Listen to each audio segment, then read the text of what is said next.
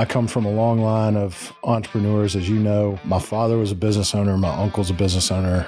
Their father was a business owner. And so I remember even being a kid, picking up stuff at the dinner table about what it's like to be a business owner, and like hearing those conversations when my dad came home from work and talking about his day. I think those seeds got planted pretty early on. Welcome to The Decision from Nashville EO, where you will hear the rest of the story after tough decisions were made by entrepreneurs who faced adversity and lived to tell about it.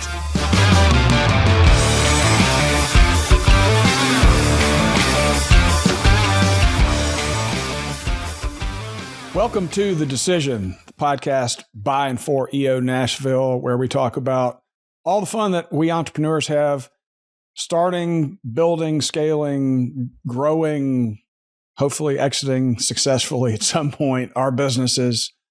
And with me, as always, my partner in crime, Mr. Robert Hartline. Thanks for having me, Eric. Good to be with you. Good to be with you. Here we are again. And our guest today is a young man that I've known for many, many years, Mr. Adam Sinks. Longtime EO member now. Long time, going on 13 years, I think. Wow. I remember running into you at an event. I'm like, what are you doing here? Yeah. How'd you end up here? Yeah, I get that a lot.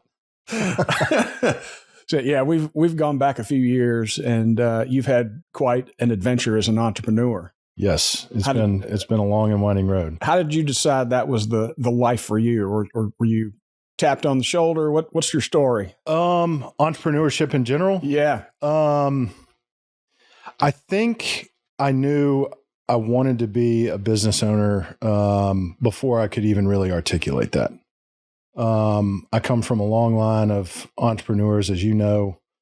My father was a business owner. My uncle's a business owner. Their father was a business owner. And so I remember even being a kid and, picking up stuff at the dinner table about what it's like to be a business owner, and like hearing those conversations when my dad came home from work and talking about his day. I think those seeds got planted pretty early on. And then when the opportunity actually did arise for me to take a stab at it myself, I mean, there really wasn't any hesitation on my part. It was like, okay, this is kind of what I've always wanted to do, even if I couldn't really, even when I didn't really know what entrepreneurship or business ownership really was. And I had held some jobs as a younger man and in my early and mid 20s, but the first real business I started, and the business that I joined EO with, I started that at 28. And so in a lot of ways, I was really, really inexperienced. But I'd had some other jobs before, and like working for somebody else just never really was part of the calculus for me. It never really worked out. So I think I always knew I was going to be an entrepreneur someday. I didn't really know what that was going to be or what it was going to look like exactly. But I think I always knew kind of in my core that I was going to be a business owner. And you went from, talk about a little bit about your first business and how that experience changed you. Yeah, that was a tough one. I mean, you're talking about full circle. Yeah. So kind of the full story is,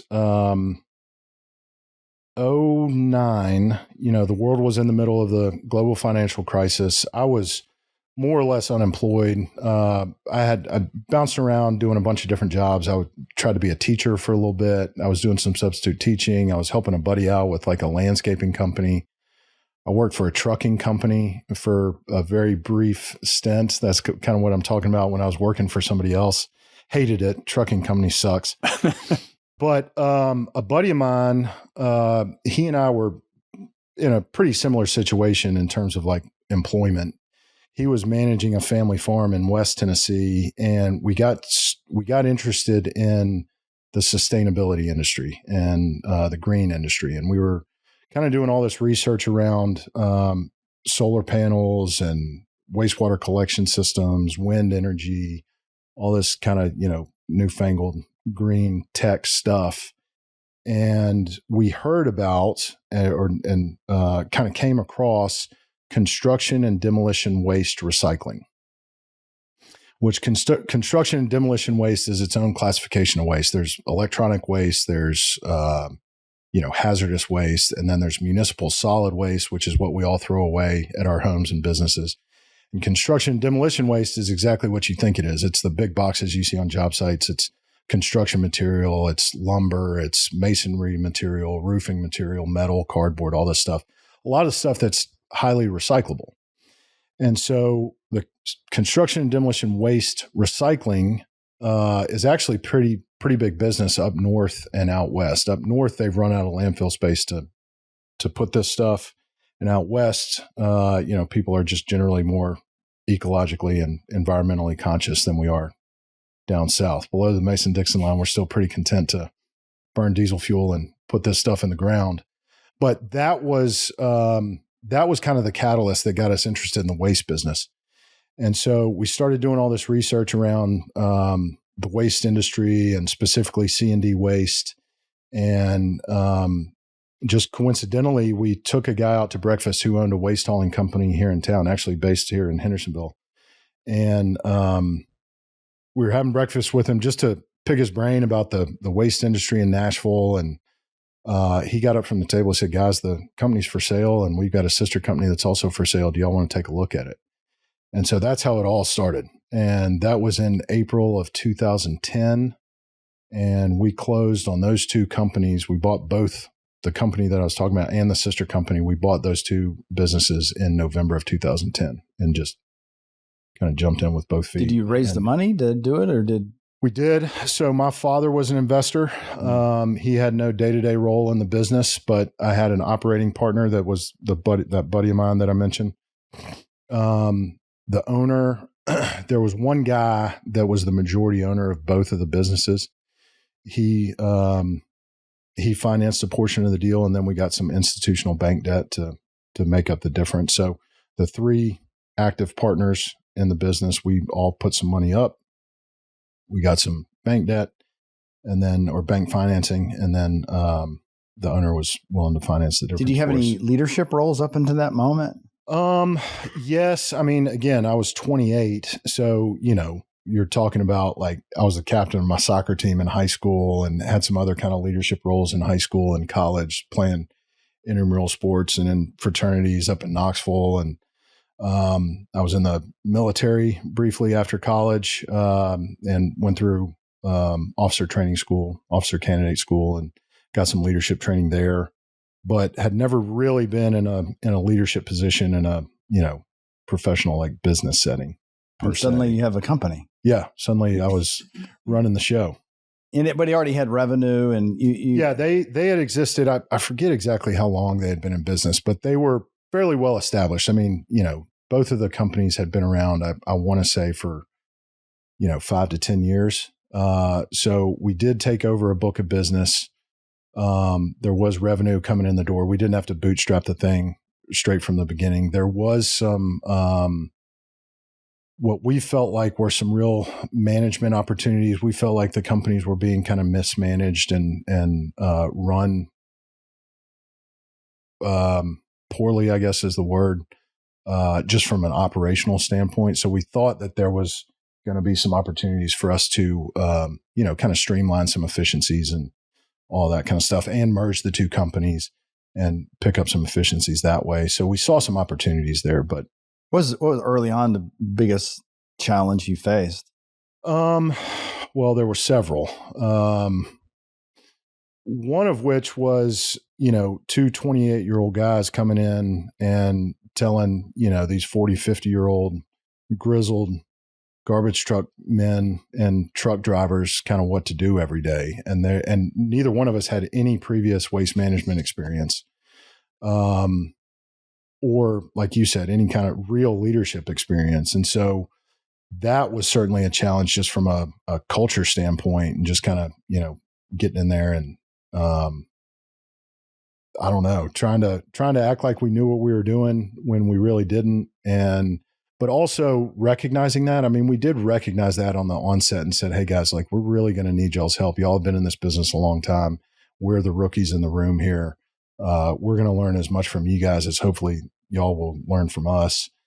So that was a big challenge. There was also initially, I can say this now in hindsight, we didn't know it at the time, but cash flow was almost immediately a problem. I mean, we got into a very capital intensive business and competing against the Waste Managements of the world and Allied Services, Republic Services, some pretty big players that are very well funded. And that was frankly, it just wasn't us. I mean, all this stuff is expensive. Maintenance, diesel was expensive. Just the upkeep on the trucks was really, I mean, it was a lot. And so there was almost immediately a cash flow problem. Again, in hindsight, we probably overpaid for the businesses a little bit. Not by a lot, but, probably 10%, 15%. And so you don't really know that until after the fact, right? We did not know that until after the fact. So we got in and again, another rookie mistake that we made is we didn't fully inspect the equipment that we were buying. And so we bought an aging fleet of trucks and equipment. And those, again, almost immediately started having issues and problems that caused us a lot of operational challenges.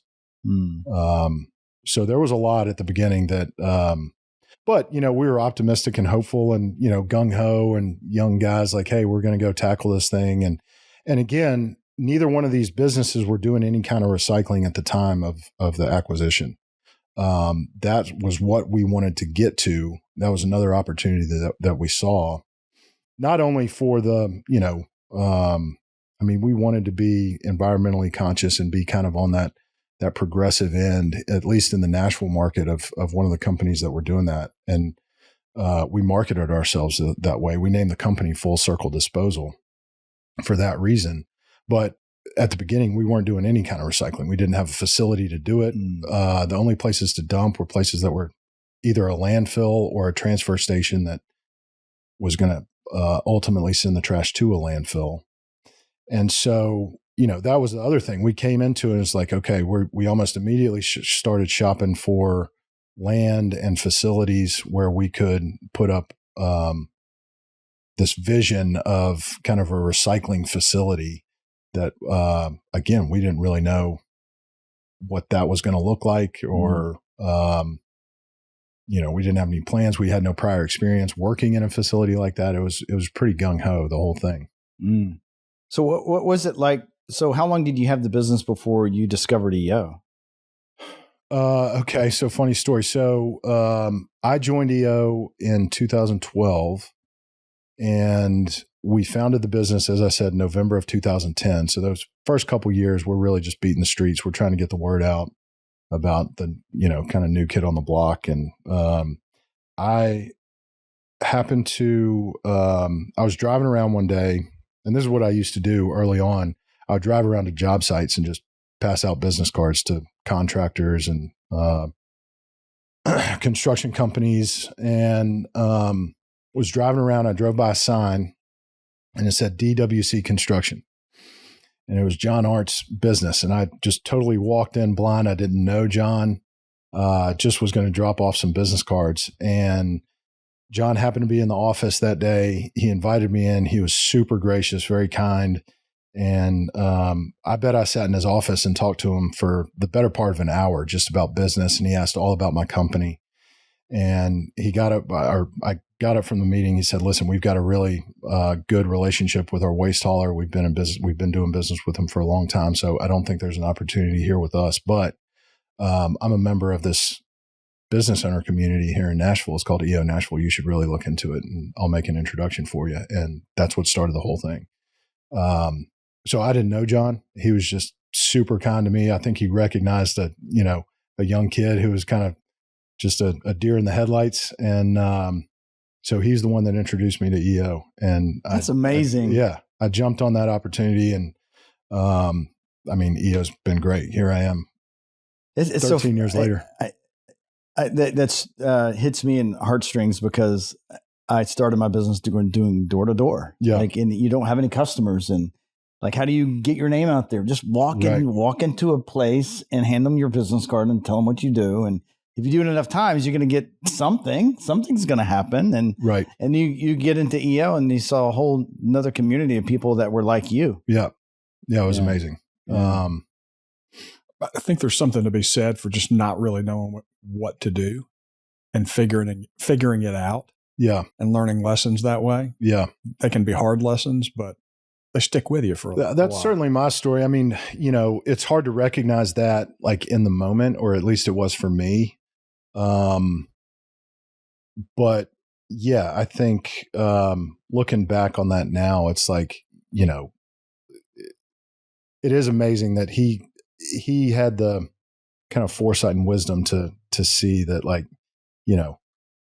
this guy probably needs some help, that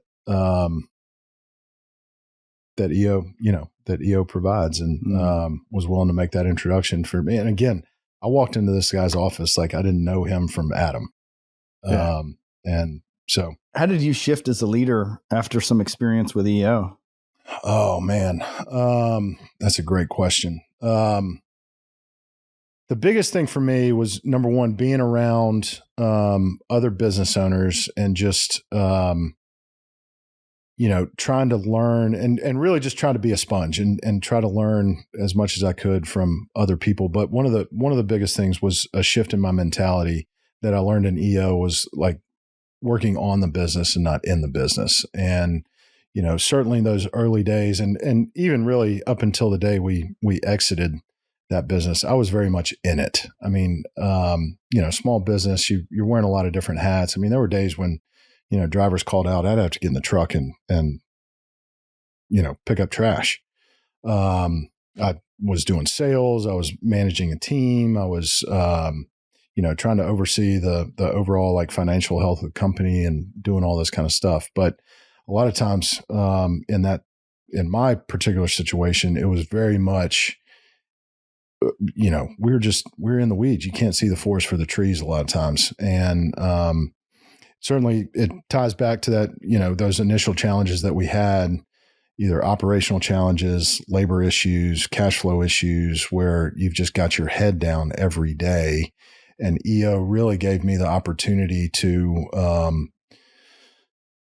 try to start thinking more strategically about the business and, trying to take a step back and get yourself out of the weeds as much as possible so you can work on the business, and really starting to, I visualize or map out like where you want to go, and then kind of reverse engineering the steps to get there. And that was really one of the big shifts in my mentality early on that I learned directly from EO. I'm not sure I ever would have gotten that without EO's help. Yeah. So, and at some point you decided maybe time to get out of this business, and how did that work out in your form? Yeah. So we ended up selling the business in February of 2020. So, giving you a little bit of backstory here, we had a really tough time with that business. It was really challenging because of the capital intensity that I talked about, the cash flow issues, labor problems, operational problems, blah, blah, blah, blah, blah.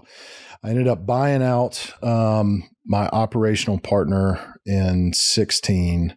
Prior to that, the best decision we made in the business is we bought 6 acres of industrial property in the Nations in March of 2015.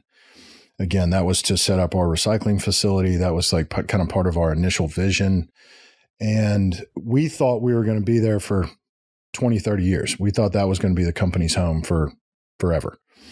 Well, we closed on the property March of 15, and it seemed like that summer we started seeing some other properties in the Nations kind of turn over. We started seeing a lot more development like that summer of 15. And then 16, we buy out the partner. Things still aren't really going very well for Full Circle. We're keeping our heads above water. We're paying the bills, but it's not really doing what we ultimately need it to do. So we made that change, and then 2017, it was really 2018 when we started getting calls on the real estate, on the dirt.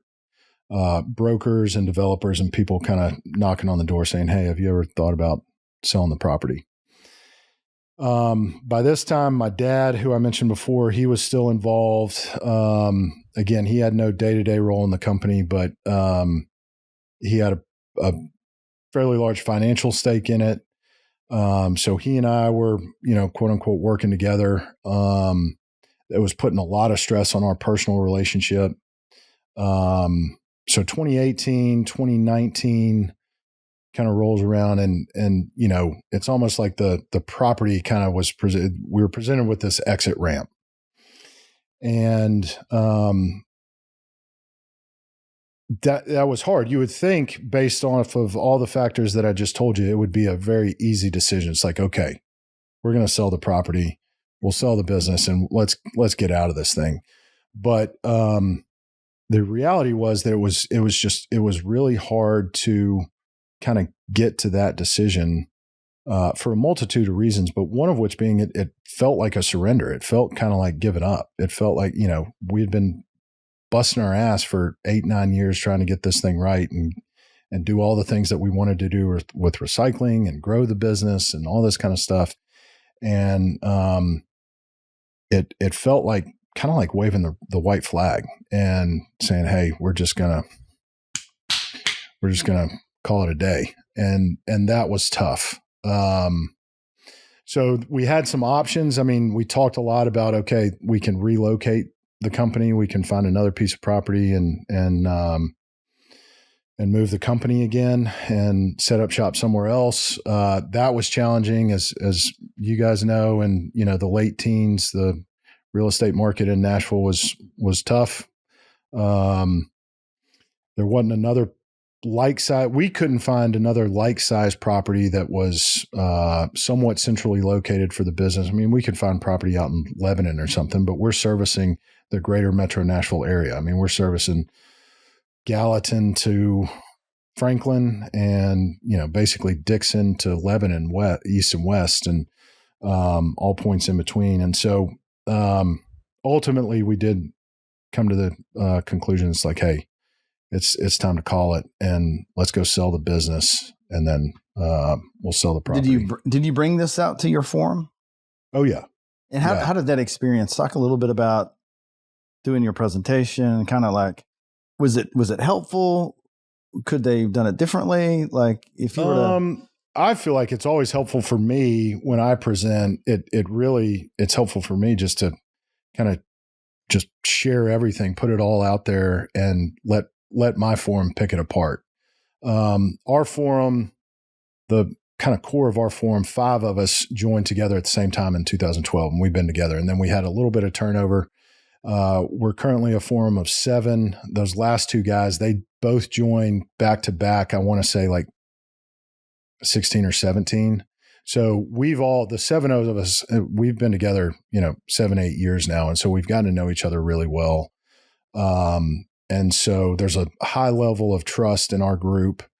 And so for me, presenting that to the forum, it was, they're far and away some of my most trusted confidants. And, I know that they've always got my best interest at heart. And so for me, putting it out there and saying, hey, we're really at a crossroads here. And, on top of that, they had heard me bitch about Full Circle Disposal and the waste business for 8 years. And so they were, it was really helpful for me to, just hear their perspective. And again, a lot of times as business owners, we're kind of like in our silo with our business and like what we got to do. And hearing an outside perspective from the guys in my forum was extremely helpful and offered a lot of clarity too. Yeah. Did you get some mental relief when you finally made that decision? Like, hey, we're doing but this. It was harder than I thought to sell the business. The real estate was more valuable and more marketable than the business was by far. And so we knew that we could sell the real estate. When we made the decision to try to sell the company, that was a challenge for a couple of reasons. One, we were in this kind of tweener phase, I will say, where we were too small for the big boys to really pay attention to us, but like too big for some of the other independent companies to really have a whole lot of interest as well. We weren't some, total kind of small mom and pop shop. I mean, we weren't real big, but I guess there were some logistics problems as well. Yeah. Right? So, I mean, we started going out, I want to say it was late 18, early 19, and knocking on doors, calling our competitors saying, hey, confidentially, we're kind of softly marketing the business for sale. Would you guys have a lot of interest? And frankly, there wasn't. And we had to expand our kind of geographic footprint over time. We started talking to haulers as far away as Murfreesboro, and got to the point where we were like, all right, well, we'll just sell the equipment. We'll just sell the trucks and the dumpsters and see what we can get for that. And we never really could get a deal put together. I think we had kind of gone down the path with 2 or 3 folks and gotten pretty close to making a deal, but they all kind of fell apart at the, not at the 1 yard line, but in the red zone, so to speak. Yeah. And then, coincidentally, fall of 19, we got word that the CEO of Republic Services, which is the second largest waste hauler in the country behind Waste Management, based in Arizona, publicly traded company. The CEO had announced on a shareholder call that the company was going to allocate like $500 million to strategic acquisition over the next, 36 months. And we were like, okay. And we had previously reached out to them and there wasn't a whole lot of interest. And so I want to say this was like September or October of 19. And we picked up the phone again, call them back. And all of a sudden there was a high level of interest, and they were aggressive and ready to move pretty quick. And at that point, we had done all the kind of due diligence on our end, where like all the financials and all equipment lists, all the stuff that they would have requested, we had it kind of teed up, ready to go. And they were moving really fast. And at that point, in fact, it was right around Thanksgiving of 19. It was November. The guy was like, all right, well, we think there's a deal here. We'll need to talk, some numbers and kind of terms, but I don't think we could close by the end of the year with the holidays coming up. So, would you be okay if we closed in January? We're like, hell yes. Like, let's go. So that's kind of how it all went down. And, so yeah, the closing got pushed by like a couple of weeks. It got pushed into February, but we closed on the business in February of 20. And then sold the real estate in April of 20 in 2 separate transactions, which is also when the world was kind of going bananas with COVID and the whole thing. So it was kind of a wild time. How have you been post sale? Great. Great. You don't miss the business. You don't miss. No, not one thing about it. I do miss the people. The people. I'll say that. How many employees did you have? We had, when at our largest, we had probably 12, 13. Yeah. We were running 10 trucks. That's if all of them were on the road. So I think we had, myself, we had a couple office staff, a dispatcher and office manager type person. And then the rest were drivers or equipment operators. So yeah. I miss some of those guys, and I keep in touch with some of them. Digging around in the trash is kind of fun sometimes. It's, and I will say, there are a couple things I miss. I miss getting out, and driving a garbage truck sucks. It's awful. It's not much fun, but I did get to see a lot of Nashville that I wouldn't see otherwise. It's, when you get in a truck and got to go pick up dumpsters, a lot of times it's like putting 5 addresses in like a random, it's like, hey, go drive here, and getting out and kind of going to. Well, how long did it take you to figure out what you wanted to do next? About a year. So as I said, close in spring of 2020. The world was kind of going bananas. We made a little bit of money on the exit from the business and the real estate. It wasn't retirement money, but it bought me a little bit of time to kind of figure out my next move. And I didn't know what it was going to be. I thought I was going to do something in real estate, honestly. But I also had the good fortune, the opportunity to kind of take a little bit of time off while, COVID was kind of raging. That, 2020, a crazy year for everybody. My wife and I had just started a family. We had a 2-year-old boy at home. And so it was like, all right, let's just kind of push pause and I'll take some time to kind of figure out what I'm going to do next.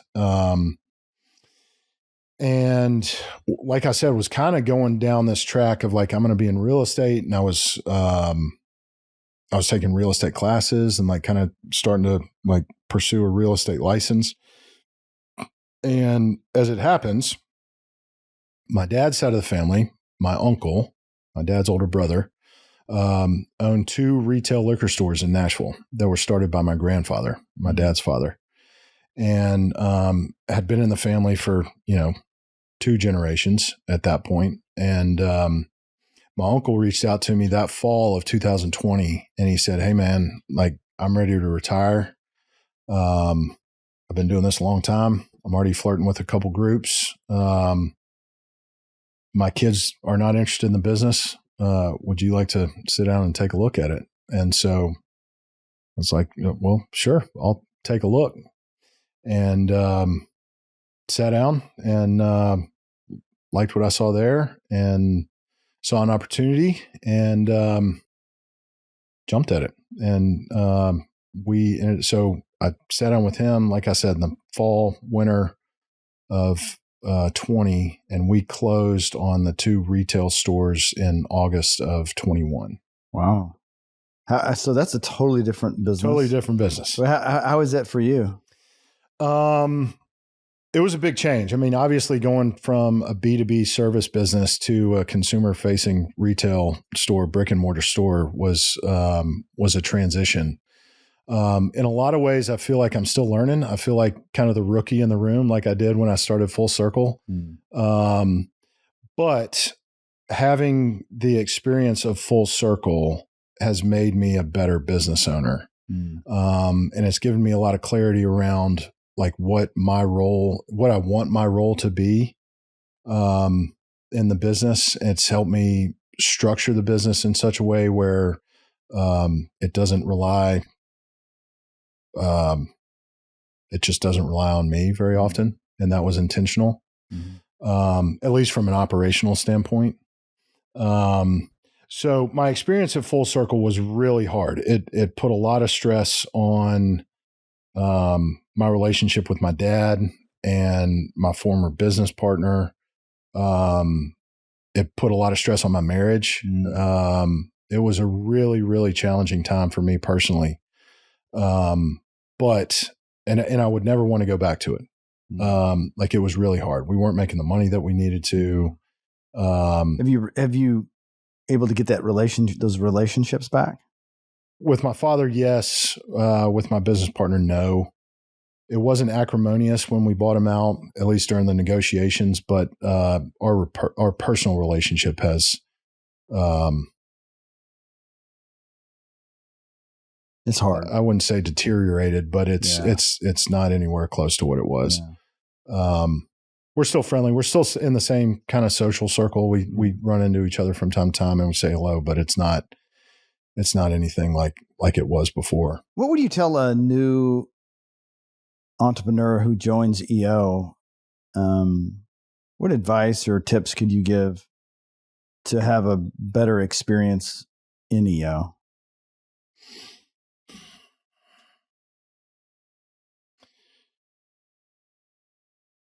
First thing is come in with an open mind. There's a lot of uncertainty. For me, there was a lot of uncertainty when I joined EO about what it actually was and what I was getting myself into. So I would tell somebody to, be patient, keep an open mind. I think most EO members would say that their forum experience is the most valuable part of their membership. And so I encourage new members to kind of make forum I know that there's the guidelines and kind of the guideposts that EO want us all to kind of work within in forum. But, I encourage new members to kind of make Forum work for them and do what works. Do what works for your group and make it what you guys want it to be. And that's what's going to make it stick. And that's what's going to make it really be valuable. You can take little bits and pieces from other guys that have been, or other gals, folks that have been in EO and in a forum for a long time. And, you can use those tips, but you really got to make it what, I think what's going to work for your group. And whether that's, do you have a really rigid forum that's going to, do the fines and the whole thing when people are a couple minutes late, or is it, a little bit more, flexible and, but yeah, just make it what's going to work for you guys.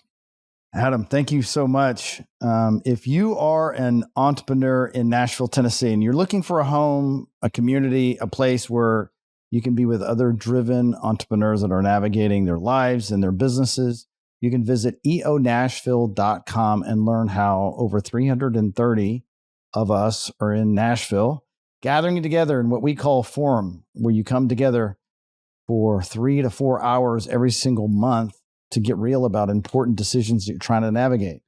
If you're looking for that home, visit eonashville.com. Thanks for watching and hope you have a great rest of your day. Thanks for listening to the Decision Podcast by Nashville EO. We'll see you again next time, and be sure to click subscribe to get future episodes.